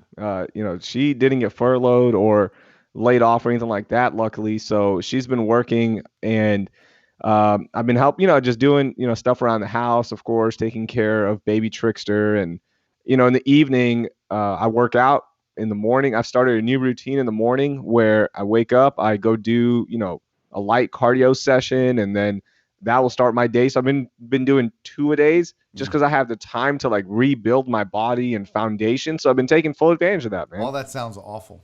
Yeah. Oh, it's horrible. I have not. You can tell because I have a permanent crease under my chin now. Like chin. I literally have extra smiles and built into my face. I I eat. I've not exercised. In fact, I signed up for the 10 for Texas in the Woodlands, a 10-mile race that they do every year. Haven't ran a mile yet, and it's in October. Are they doing it in person or are they doing a virtual one or something? I don't know. That remains to be seen. What I'm hoping is they just give us our money back and I don't have to go train. Man, is it benefiting a charity? Because you seem like a big a-hole if you're like, yeah, I'd like my money back. Yeah. I think they do donate some of the money. Oh, what the hell is that? Was that your phone? No. What happened? I heard like a iPhone ring. No. My ring has never been on. I hate noise from my iPhone. That was oh my God, somebody just called my laptop. A FaceTime call. What the hell? That's weird. No one's ever tried to dial me on FaceTime. Dang. What the fuck must is be going important on here? No, that's the weirdest shit ever. Okay, I'm sorry. That's so weird. Some randos dialing me on Facebook or on Skype. Anyways, so you've got all of this going on. I've been debating this, and I'm sure that this has been a question for you as well, because we're pretty much going through the same shit. You've got a hobby, I've got a hobby. You've got a show you're working on, I have a show I'm working on. You're working way harder on your show, by the way. I just want to give you props. You're working way harder because you're doing it every single day.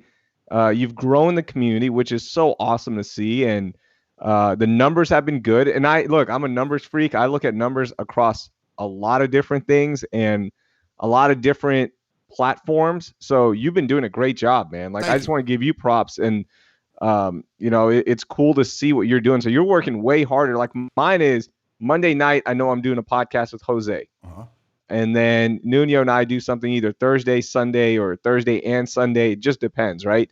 I was doing 3 a week, and then I was like, okay, I'm kind of, I'm gonna slow down. I'm gonna enjoy this a little bit more and regroup before whatever the next step is. So you've been doing way more. Like you're doing, like you said, this is a full-time job for you. Yeah. So I've been treating it as that. But that leads me to the question, and I appreciate your kind words. Thank you. Could you see yourself doing it full-time? Or are you jonesing to get back into working for a broadcast company, whether it be radio, television, or whatnot? I want to work for a company. Yeah, the stability. Yeah, like financially, right? You're not dependent on the internet, right? The internet can be a fickle place. You can be hot for 1 minute. You can build a great community, and all of a sudden, there's a new privacy law, and TikTok is gone, right? Yeah.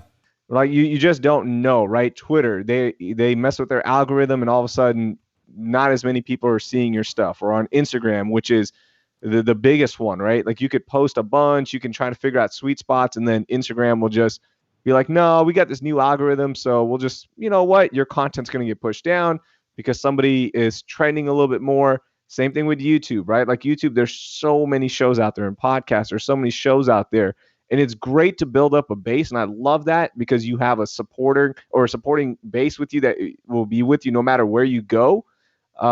But it's hard to grow on it. Like it sucks, right? Because you just don't know. You don't control your own destiny. Now with broadcast, similar things, right? Like you could bring in clients, you can do a great show, you can have a following there, and then somebody else controls your destiny, right? And it's not an algorithm. It could be an actual person. So I get like the pros and cons of it, but to me, what I want to do next is I want to be challenged creatively. Like I want to go through the growing pains of whatever I do next and not fall into a routine.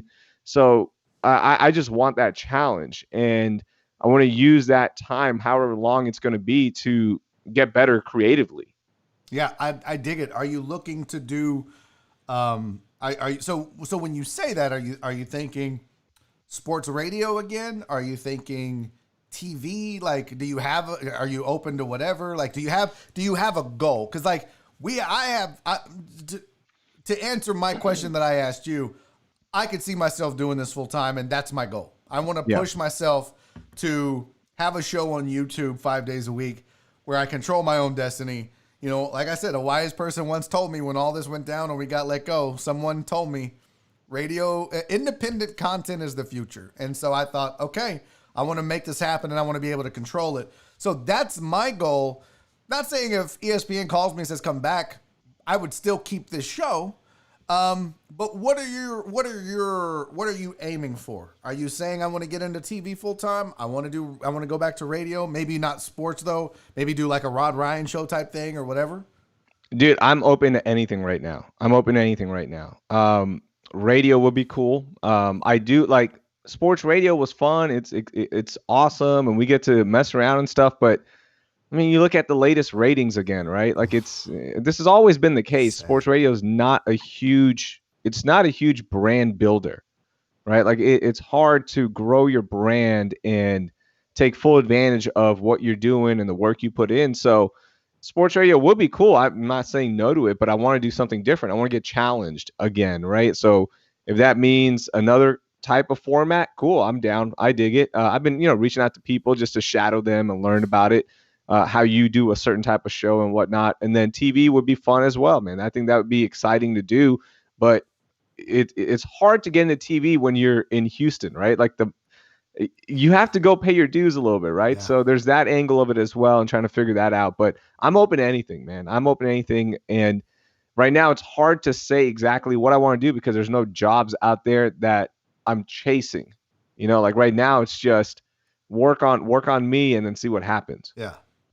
Wow. Yeah, no, you're right. The job market for what we do, and I guess what we do would be considered under the umbrella of just entertainment. Entertainment. It's slim pickings, right? Like, yeah, it is. I mean, it's real thin. And in fact, I was surprised. I saw where Sports Radio 610 hired a guy from KC. By the way, African-American gentleman. So hats off to Sports Radio for 610 for injecting some color into this Houston sports talk market.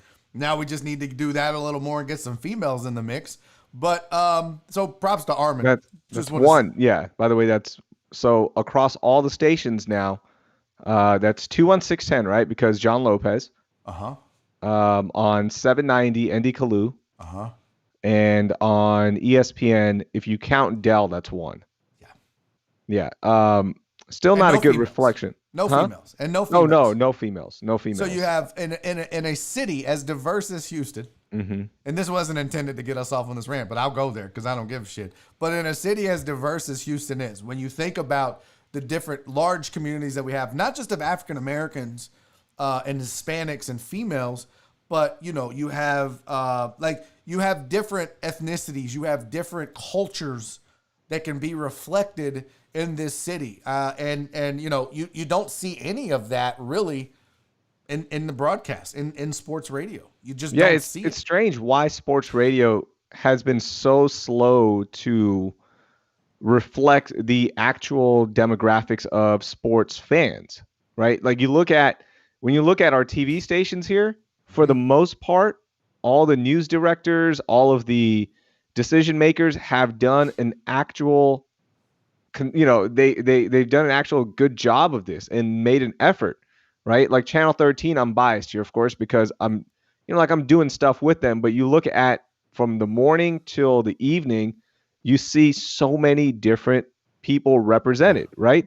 Absolutely. You've got from the morning, you've got Samika, you've got Pooja, who's doing reporting for the station. You got Nuno, who is in the sports department. And so many more, Myra Moreno, you got Chauncey, like there's actual reflections of people who you cover. She came to the station. Charlie. Maya Shea. I mean, you have female Asians represented on Channel 13. Yeah, it's pretty cool. It's really cool. And I think, 11 has done a good job and 2 has done a good job, but we watch a lot of Channel 13 in this house. And good. You're Should everybody. You're right. It is a very diverse station. Yeah, because it actually reflects it. Yeah. It reflects, and that like people can say that we represent everybody, and people can say that we're making a conscious decision to reflect our listenership and all that, but to actually make those decisions and actually hire people like that, that's a different thing. Like you can talk the talk, but are you going to actually walk it, right? And to defend sports radio for a second, I don't want to like take a big dump on it. When you look at the actual demos of sports radio, what is it? It's white males, right? So as a program director, I can see why you're like, man, I'm kind of afraid to pull the trigger here, because what if that white demo doesn't, because that's the ratings we get, right? But like I think that's why. Well, I tend to disagree in that regard. I think if that's your goal, and I don't want to knock 610 because we just gave them props, and I just gave Armin props because he's really turned that station around since he's been there. But AM sports talk radio, yes. But I think ESPN was a younger, more diverse audience. And it's evident and I don't want to take any shine on this, but if you look at the deckheads who literally almost to a person followed me from the usual suspects in ESPN, it is a culturally and ethnically and gender diverse group of people. And I'm proud that we have so many female deckheads. I'm proud that we have African Americans, Hispanics, Asians. It's a diverse group. And I think we got that at ESPN. It's the AM where it was a little more older white guy radio in general. That's fair. No, and I agree. And I'm not saying minorities don't listen, but even with our ratings at 97.5, when you broke them down, it was a younger white male, but it was still a lot of white males. Yeah, but okay, you're right. But we know how flawed the ratings system is. Yep, and that's my point. It costs both of us a job in some ways, because there's ratings. Do you think a 24-year-old black dude is going to carry around a meter? He don't give a shit. But a 65-year-old white guy with nothing better to do, who wants to get his point and wants his way, is going to carry that meter because he wants the radio to be reflective of him and not some young hippity-hoppity dudes talking about stuff he don't give a shit about. But young, ethnically diverse listeners aren't going to do that. And I think that's a big flaw in the system. Agreed. And that's why the point I'm making is, when you are a PD and you look at it and you go, okay, this is like, I'm a PD in Houston. That's a tough gig, right? Like, to get that, you don't want to lose it, right? Right. So are you going to make a decision that's going to appease the base that's already there? Or are you going to make a decision that hopefully pays off 5 years down the line that you might not even be there? Right. And again, I'm not using our former station as an example. This is just like, that's just what it is, man. Like that is it. And I'm not saying they made those decisions because of that or anything like that. I don't know. I honestly, like, regarding the decision that was made at the station, I never talked to AJ about it. I was like, all right, cool, man. You guys made the decision. Fine. Like, that's your choice. But I'm just saying, in general, when you look at across the nation now, when you look at when Sports Radio PD puts out his best shows across the nation, right? Local shows, not the national shows. You start looking at it and you go, I remember I was looking at the best morning shows, and I think it took until it got to like the 7th or 8th show where I saw the first minority. Really? Yeah. So it's across the nation that is an issue. So, like, that's just what it is, man. I get it. But there needs to be more representation of the actual fans, because when we go to a Texans game or an Astros game or a Rockets game, you walk around and you go, hey, not everyone is 45 to 65 white male. Right. So that's just a little tangent there. No. And back to figs. Not joking. Something I really know what I'm talking about. Something you're passionate about. How many minority fig farmers do you suspect are in the Fig Farmer Network? I think it's pretty well represented. Is it? Because this one came from an Asian fig farmer. Oh. On the north side. Okay. I'm a South Asian fig farmer. Okay. So it's 100% minority driven right now. Right now, the Fig Farmer Network is too deep. All minority. Yeah. Well, when are we going to get some old white guy representation? I feel like there's some discriminatory practices going on in the Fig Farmer Network if there's no white guys represented. White guys eat figs too. No, have you had one? I haven't had a fig. There you go. I didn't even know what a fig looked like. I thought that it was like a synthetic thing made, like Fig Newtons were just made up. It was all chemically based. No, man. I don't know what the hell a fig is. Real quick from the chat, like some people are, Christopher Jones said, I'm a 50-year-old white guy, and you two, Dale, John, and Lance are the best. Quality cares. Quality carries, not color. The Raheel and Dale show was my favorite. Talent carries. A lot of people like Eric Resenda said, I was listening to Mexican music all day. Then I went to ESPN and listened to John and Raheel, and the first thing I listened to was the Asian game show.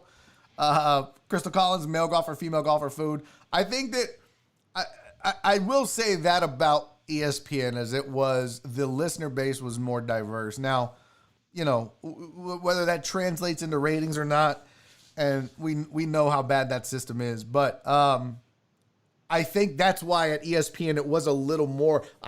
I dare say ESPN might have been the most culturally diverse. Oh, for sure. On air, because you had Dell, you had Nick, right? For you know, and at one point you had Julie and you had Carl Dukes, and so I mean it's been more. I wish you could see the way the screen froze just then. You were like. Feels so great, but it's been more culturally diverse than I think some of the other stations, and that's not a knock against them. But it is something we have to improve. And females, let's not forget. Yeah, there needs to be a lot more female representation in this business. Absolutely, absolutely, I agree 100%. And again, like, see, I don't want to say stuff because I don't want to take shots at anybody because that's not the point of this conversation. But you know, like when those hires were made. You know, and I don't know, like, again, I didn't talk to Jong about this, but you had a huge advocate in the building, right? Mm-hmm. With Jong, who is a minority, mm-hmm. right? So like, it was pretty cool to see, you know, Jong was like, yes, let's make this move and whatnot. So, you know, again, there's a lot of different angles to this, and I don't want to turn it into a whole, let's, you know, do sports radio talk. Cause that's not interesting enough for me. So we can get back to not joking. Get back to Figs. We can move on. Did you ever watch Martin? Were you a Martin fan?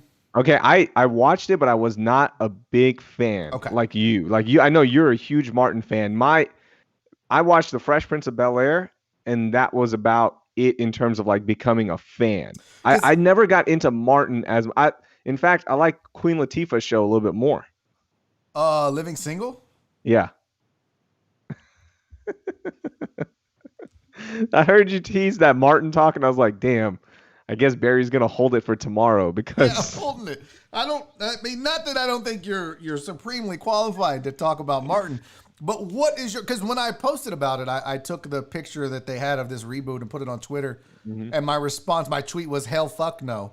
We're not rebooting Martin. I swear to you, Hollywood, I will drive over there myself and punch everyone in that town if they try to redo what I think was the best sitcom of all time. And I say that it's a personal preference, not that, it wasn't smarter than Seinfeld or, more popular, even though very white like Friends or any of that stuff. But it was the one show that legitimately made me laugh out loud every time I watched it. What was that show for you? If you say Living Single, this interview is over. It was in Living. No, I'm joking. It was. Goodbye. No, mine. Like I grew up on The Simpsons, right? That's not a sitcom. So Fresh Prince of Bel-Air was a huge show for me. King of the Hill was a huge show for me.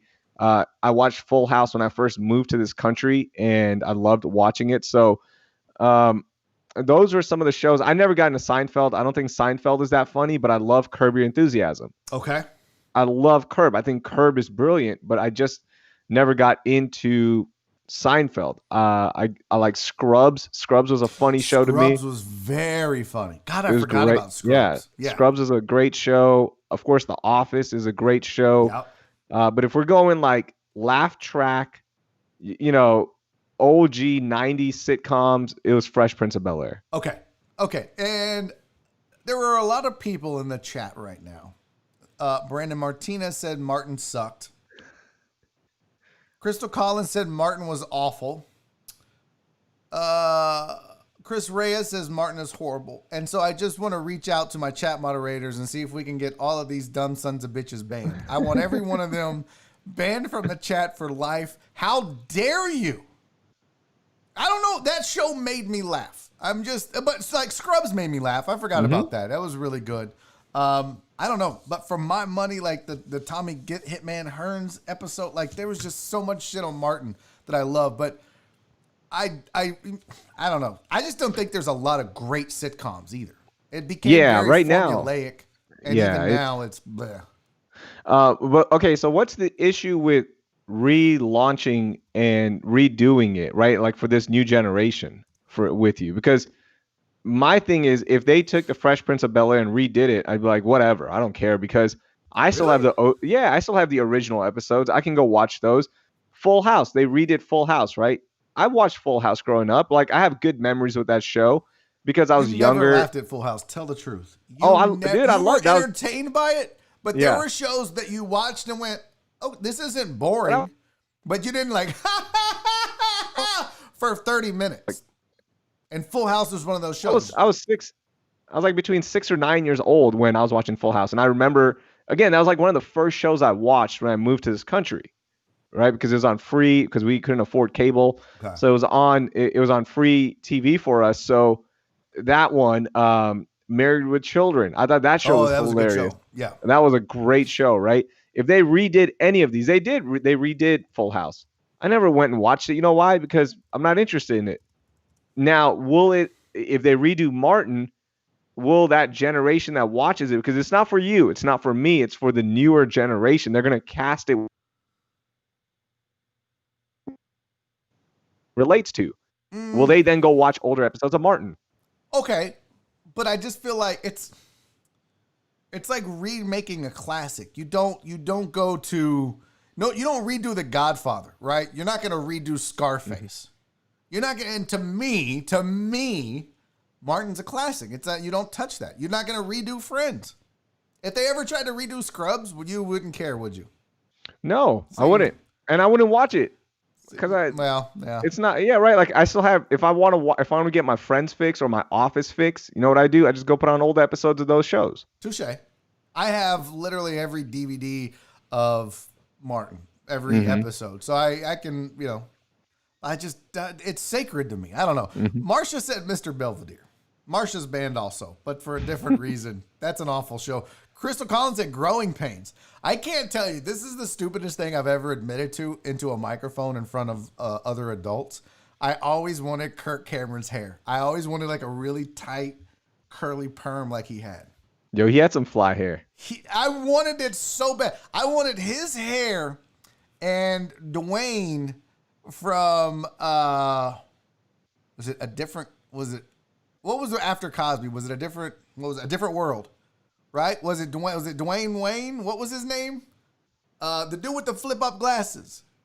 I missed. You didn't watch A Different World? I wasn't even here. Oh, you weren't? I moved here. Yeah, I was. I don't think it was on when I moved here. Maybe where you were from, it was a different third world. That right there is let's cancel it. Let's cancel Barry. I don't know what his name was. Kadeem Hardison played him. Oh, he's fat now. Dwayne Wayne, that was his name, but he had the flip up sunglasses. I wanted Kirk Cameron's curly hair and Dwayne Wayne's flip up sunglasses. That's just if I would have had that, I felt like, and Ricky Schroeder's money from Silver Spoons. If I'd have had that, I felt like I could have had any woman growing up. But I digress. Another one I forgot, Saved by the Bell. Did you watch that? Ooh, never. No? You were too old for that by then. Yeah, it was. Yeah, I was too old. Right, because like for me, it was, again, I'm in that same age range of, when I first got here, about 6 to 9 years old, when I'm discovering American TV. They're in high school, so that's kind of cool. Like, oh man, high schoolers and whatnot. You were a little bit older, so you might like, what are these dorky kids doing, right? Like, they might not be as cool because you know what actual cool kids look like. I mean, I was one, so we had high top fades. Yeah, I just wanted to bring up your picture. Is that your most regrettable haircut? Oh no, it's one I'm most proud of, actually. What's your most regrettable haircut? I went through when I was in school, we called it New Wave. Okay, it would be called emo now, but we called it New Wave. And there was a time when I listened to The Cure, and Robert Smith was like he had this hair that fanned up, and so I had these bangs, I had these bangs that fanned. That's the most regrettable. If Jenny's mom ever published one of those pictures, I would be canceled. Yo, I need to see bangs on you. Oh my God, bro. It was I look back and I'm like, oh my God. Like, oof, that was a phase for sure. Damn. Trust me, I had a lot of awful haircuts. There was a time when, like Nicholas from Eight is Enough. Do you remember Nicholas Bradford? He had this part down the middle and he feathered his hair back. I had that. Okay, Awful. like a surfer boy cut? No, way worse. Okay. Way worse. If I would publish that picture. It's pretty awful, but I would still publish it. But yeah, there was a lot of regrettable haircuts. What about you? Did you ever have? I had a rat tail. I never had a mullet. Oh, I've done mullet. I did have a rat tail. I went through a surfer boy phase. Oh. Heck, my UT ID, my Texas ID. When I got to college, I've got this it's like shaggy, it's shaggy surfer hair. Okay. Yeah, and I had to keep that picture for 4 years. So like that kind of 3.5 of it, you were like, why did I do that? Oh, I know. God. I'm like, I look at, and I still have it in my wallet somewhere, in one of my wallets. But yeah, so that one I did in high school. I had the Iverson braids. And my hair, yeah. Oh, I was braided. I've gotten braids 3 times in my life. Did you ever do cornrows? Did you? Yeah, cornrows. Oh, cornrows. that's I meant to say cornrows. Okay. Yeah. So I had the cornrows in high school. And you didn't one even time. go to Jamaica for vacation. You just did No, it. I just did it. And the first time I did it, my hair was it wasn't long enough. Oh. So I had to put a weave in. The lady actually we had to go next door. I went to somewhere like off 59 and right before Sharpstown. We're in Harwin getting your hair. Yeah. What was that mall? Do you remember the mall right before Sharpstown? No, before Sharpstown. Was it Westwood Mall? Does that sound? Yes, I think it Westwood? was Westwood. I think that was it. But on the other side of 59, there's a lot of weave stores. So I just went up. This was in 11th grade. So I drove there and I'm like, can somebody braid my hair? Like, hey, I'm a kid from Sugarland. Can somebody? Hey, everybody, I'm trying to be cool. So the lady was like, yeah, let me look at it. She tried doing it. She's like, look, it's just not long enough to do it to hold the braid. So she went and got some like the cheapest weave or like little synthetic hair, and she waved that in. And that's what I have a picture of it somewhere. I'll find it for you. I found a picture of me as a kid. I'm gonna show you. I'm gonna put it on the screen here. Look at that. I don't even know where that hair came from. I don't even know where that hair came from. Why? Look, that was the Nicholas Bradford with the little wings on the side. But I literally had a picture where it was like parted down the middle and the whole thing was feathered. It was awful. But I don't know how my hair was so red. Like, I really think I was adopted because both of my parents have very dark, like black hair. So I'm pretty sure I was adopted. They just haven't told me yet. That is weird. How's your hair? I thought that was like a stock picture. No. I thought you just pulled that off of Shutterstock. I Googled nerdy kid and that's what popped up. No, let me show you this. Where is it? Oh, listen, I don't want to brag. I can't believe I'm going. I was an athlete back in the day. And hold on, let me see this. Go ahead. I mean, it's something that I don't talk about a lot. I don't. Oh, wow. I don't like to brag about it, but Does your shirt say dweeb on it? I was so proud of those fucking sweatbands, those wristbands. Oh my God, I slept in those things. I loved them so much. I was a bit of a dork, but I was athletic. I was an athletic dork. That was the only problem. Fun Run 1980. Hell yeah. I remember the Fun Run. I was legit good at the Fun Runs. So that's there. I posted 2 pictures of me as a kid. Somebody said I look like a hall monitor. Yeah. You totally look like, yeah. A redheaded hall monitor. I look like. Sir, do you have a pass? I need to see your hall pass. Excuse me, I'm telling. I look like the bully from A Christmas Story, except the nerdy version that would get beat up, like the anti-bully version of him, whatever he was. Yo, you look like a kid that grew up to say all lives matter.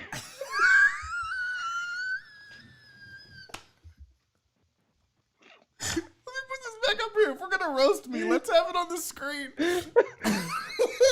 Actually, all lives matter now. Actually, fella. Actually.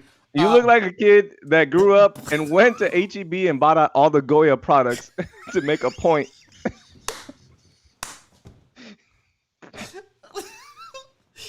You look like a kid. Beans matter. All charo beans matter. Oh, you look like a kid that grew up and opened a Twitter account as a grown-ass adult and said, "Why are we so worried about something that has a 99% survival rate?"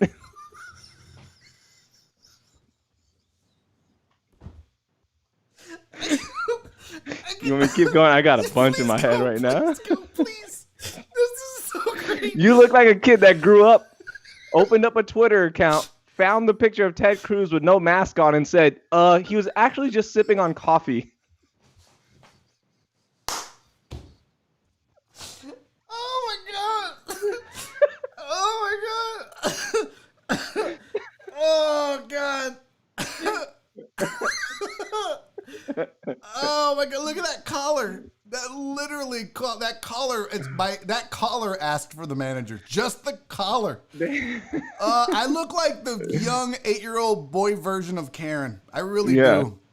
You definitely look like you didn't wear a mask. Oh my God! Look, everybody's like, keep going. Reel's on fire. Wesling's like, continue, sir, please. Ray Santos says Reel's on fire. Keep going, bro. If we're gonna roast me, let's do it.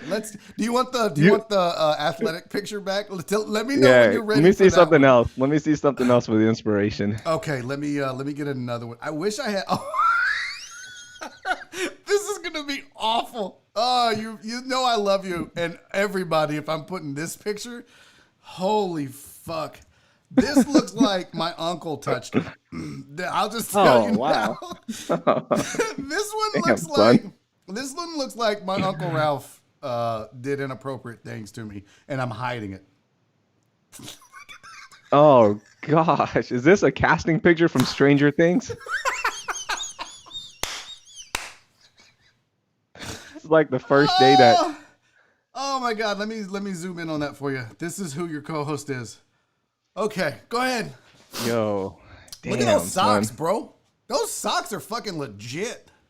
Do you notice? Man, what do you notice, by the way? What do you notice in the shot? You got some bony ass knees. Number one. No, what do you notice? Oh, your wristband game is tight. Fucking wristbands, bro. Your wristband game is tight. Oh my God, you look like a flamingo. Got those achy knees, man. Achy knees. Oh my God, that is so funny, dude. I can't wait. Are you gonna send us the Shaggy next time you come on? Dude, if somebody can go on my Instagram or Twitter, I put the braid picture up a bunch of times. Oh, you did? So the first time I got braids, it looked horrible. Like they looked like Shaggy's cornrows. Remember Shaggy? It wasn't me. Yes. Like his cornrows and almost Sean Paul was another comparison where his cornrows, they were really long on the back end and not tight. Right. So it didn't look right. Then after I had my college glow up, I grew my hair was long again. And then I went, a glow up is where you go from like dorky kid to, you kind of fine now. Oh, okay. So that's what the kids I'm call still waiting on that moment. You'll get yours probably in a couple of years. I'll be 58, and then I'll be like, oh, fuck, I'm going through my senior glow up. Oh, senior in high school? No, senior citizen glow up. That'll be mine. You'll be on itsourtime.com. That's your glow up. Actually, if you posted yourself right now on that, how many hits would you get? What is It's Our Time? I don't even know what that is. You haven't seen? Okay, I guess I just watch a lot of daytime television because you're actually doing stuff. But it's a show for It's Our Time. I type in It's Our Time and a video by Johnny P pops up. Is it It's Our Time? What's the app called? Ourtime.com? Ourtime.com. It's like for 55 and over. Look, somebody, LFG Media goes, holy shit, Barry, you're 58. No, it was a joke. I'm 46. It's Our Time. Meet other 50 plus singles in your area. Yeah. Bro, I don't want to meet them in my area. I've seen the much... ones in my area, and they're not hot. You look down there? No, I'm just saying what I've seen in my neighborhood, the 50-plus crowd. Bro, I'm looking. I didn't know this existed, but if I was single, do you know how much old cat I could get if I posted? Oh, my God. Let's not get carried away. I don't think. Bro, I would be swimming in old lady kitty. Oh, my God. Okay, you know who you're competing with, right? Yeah, dudes that can't get an erection. No. I'm in. Only got, it's 50 plus. I'm 4 years away from just banging everyone's grandma. I am 4 years away from banging all the grandmas. Okay, put up a poll. Who would you, because now you're in the 50 over game, Barry. Here's who you're comparing yourself to. Okay. Do you rather Barry or the Trivago guy who wears no belt? No, his outfits are the worst. He never wears a belt. It's like, bro, please put on a fucking belt. You look like a dumbass. I'm not ordering anything from the Trivago guy if he can't wear a belt. And he tucks his shirt into his pants. That's a psycho. That's a serial killer, by the way. Yeah, no belt guy is weird. If you tuck your shirt in and don't wear a belt, you're a serial killer. I've just fully believed that. Yeah, for sure. So in college, I got cornrows done, and then it looked like Iverson. Like then I was like, yo, I felt good. Yeah, it was pretty. That was pretty fly. I must say. So yeah, those are my, and that's not a regrettable haircut because I liked it. I look forward to getting those pictures from you the next time you come on, but unfortunately, it's 3:56. Oh wow, you're not allowed to go over? I don't go over. Why? This is because I try to treat this like any other show. Like you wouldn't on John or Raheel with Dale, you wouldn't leak into another hour, right? I wouldn't. No. I have to file my taxes, Raheel. I have to do my taxes. There's no other. Oh, I did mine yesterday. I have not done mine yet. Man, I had one more thing for you. Man, hold on. Oh, one more. Do I need to put the picture back up? No. I had one more story I wanted to share with you. Oh, Jeremy being here wants a third hour. Not happening, dude. Yeah, I'll come back. Do my taxes for me. Yeah, Raheel will come back for sure. I'll come back. We got carried away with sports radio talk because I had a bunch of stuff for you that was like I wanted to share with you. But anyways, guys, Spicy Boy Mask. Yeah, where can they get them? I know they know where to follow you, but in case we have which look, there are a lot of people that watch the show that never chat. You know, if it gets 500-600 views a show and it can happen. So where can people follow you and where can they order Spicy Boy merchandise? Yeah, you go to. They won't get until the fall of 2021. No. So this one I'm sending out, which like for sure you'll get it if you check your mail, Barry. Okay. So if you go to Instagram, just look up Raheel doing things, or just start typing in Raheel, and you'll see Raheel Ramzanali pop up. Follow that account. The link that's in my bio is how you get the mask. It's a Google form link. I'm doing everything very, poor. Okay, so, I dig it. Yeah. So you can just follow me there, and I only have a handful left, so get your order in fast. I'll ship them out if we have a bunch. Nice. Yeah, thank you so much, man. And that's been going good, huh? Yeah, it's been going all right. But by the way, I went into the post office and did the trick that you talked about, and they still they charged me $1 more too, because they said my envelope was too thick. Really? It's been a common concern for me. Those were you didn't buy the ones I told you to buy. You're like, oh look, I got these for 70 cents. I was telling you my Amazon, my used trick, and that's what happened. Yeah. If you'd have bought the envelopes I told you to buy, you'd have paid less than $2. Damn. Anyways. Hey, it's just money. It's just money. Y'all, that's Raheel Ramzanali. Go follow him, support him. Like you've supported me. Get that Spicy Boy mask and put it on. Buy his fig jam once it's available at Trader's Village. Are you gonna start selling fig jam at the Trader's Village? Is that a plan? So we're trying to work on another flavor as well. So my wife and I are gonna actually, once we perfect the next jam, if we have 2 products, then we will sell them. Okay, dope. I look forward to some spicy fig jam. Spicy Boy fig jam. Don't insult it. It's fig, lemon, basil. That doesn't sound good at all. That's Raheel Ramzanali. I appreciate you, buddy. Thanks for hanging out today, man. Especially thank on you short notice. Thanks for having me on. Yep, much appreciated. That is it. That is the end of Barry on Deck. Another episode in the books. What happened to my damn? Here we go. Too much fun, man. There's nothing better than when your friends roast you. When your friends start in on you and get on a roll like he did, as a comic, man, there's nothing more fun than that. That was a shitload of fun, And man, like I told you, we didn't plan any of that. It was like, can you, 2 in the morning, I'm texting him, you want to do the show? He texted me back at 8 this morning. Sure. Hadn't spoken to him since. That's it. All right. Tomorrow, my guest is Crystal Collins. You probably saw her on America's Got Talent. She's a hilarious comedian. We're going to have a good time. What I need you to do until then is I need you to take care of yourself. I need you to be safe. I need you to wear your mask. Please be kind. And most importantly, love each other. See you guys tomorrow.